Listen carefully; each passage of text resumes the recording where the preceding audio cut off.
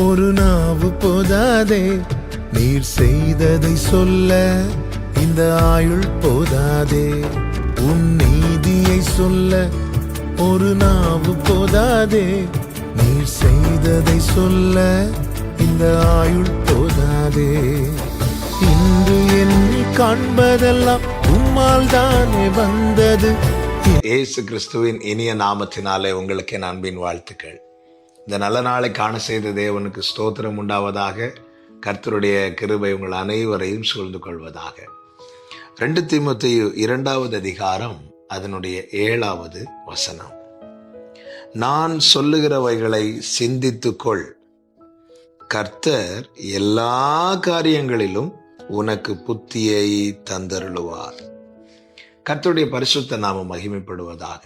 அப்போஸ்தலனாகிய பவுல் தன்னுடைய ஆவிக்குரிய மகனாகிய தீமோத்தேயுக்கு அநேக காரியங்களை ஆவியானவருடைய துணையோடு சொல்லுகிறான். அதில் ஒரு காரியம்தான் இது. நான் சொல்லுகிறவைகளை சிந்தித்துக்கொள். உன்னோடு நான் பேசுகிற கர்த்தருடைய வார்த்தை, உனக்கு நான் சொல்லும் ஆலோசனை, இவைகளை கேட்டு விட்டு விடாமல் இவைகளை உள்வாங்கி சிந்தித்துக்கொள். அப்படி செய்வாயானால் கர்த்தர் எல்லா காரியங்களிலும் உனக்கு புத்தியை தந்தருளுவார். எல்லா காரியங்களிலும் புத்திமானாய் நடக்க நாம் செய்ய வேண்டியதை இந்த வசனம் அழகாய் நமக்கு காண்பிக்கிறது. கர்த்தர் நம்மோடு சொல்லுகிற வார்த்தைகள், அவருடைய கட்டளைகள், அவருடைய ஆலோசனைகள், இவைகளை நாம் சிந்தித்துக் கொள்வோமானால் கர்த்தர் என்ன செய்வாராம்? எல்லா காரியங்களிலும் புத்தியாய் நடக்க கிருபை செய்வாராம்.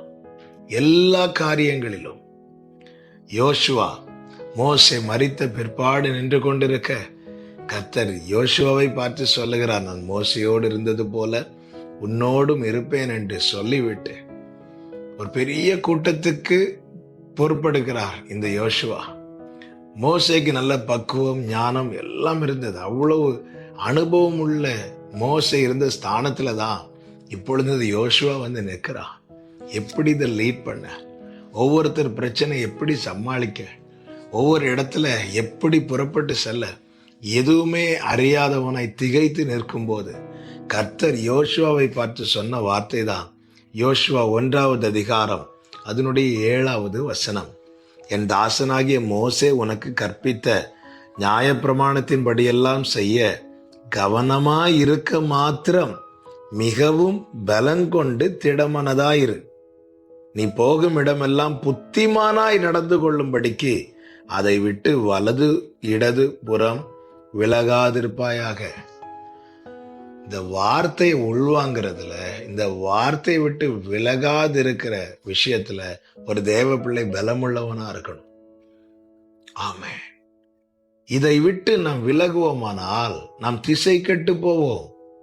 இந்த வேதத்தோடு நெருங்கி இருப்போமானால் இதை நம்முடைய இருதயத்திலே வைத்து நம்முடைய சிந்தையிலே கொண்டு வருவோமானால் நாம் எல்லா காரியத்திலும் புத்திமானாய் நடக்க வேண்டிய ஞானத்தை கர்த்தர் நமக்கு தந்தருளுவார். நம்முடைய மனதிலே எதை வைத்து எதை சிந்தித்துக் கொண்டிருக்கிறோம்?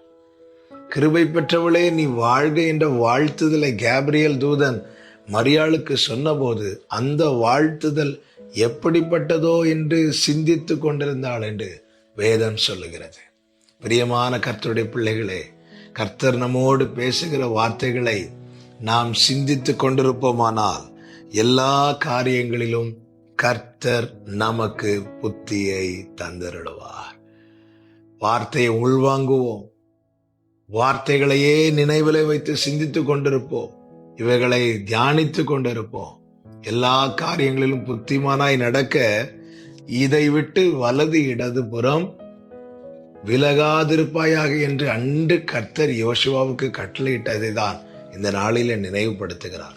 இந்த வசனத்தை விட்டு விலகினா திசை கெட்டு போய்விடுவோம். புத்தீனமான காரியங்களிலே ஈடுபடுவோம். இந்த வசனத்தை விட்டு விலகாதிருந்தால் கர்த்தர் எல்லா காரியங்களிலும் புத்தியை தந்தருளுவார். செபிக்கலாமா? நல்ல தகப்பனே, இரக்கமுள்ள பிதாவே, உம்முடைய வார்த்தைகள், உம்முடைய ஆலோசனைகள், நீர் எங்களுக்கு சொல்லியவைகளே எங்கள் நினைவுகளை ஆட்கொள்வதாக. நாங்கள் பேதைகள், திசை அறியாதவர்கள், கிருபையாய் அழைத்தீர். எங்களுக்கு வேண்டிய ஞானத்தை, எல்லா காரியத்திலும் புத்திமனாய் நடக்க வேண்டிய கிருபைகளை தருகிறவர் நீர். இந்த நாளிலே நீர் தந்த நல்ல ஆலோசனைக்காய் நன்றி. அதன்படி நடக்க கிருபை தாரும். இயேசுவின் நாமத்தில் பிதாவே, ஆமென்.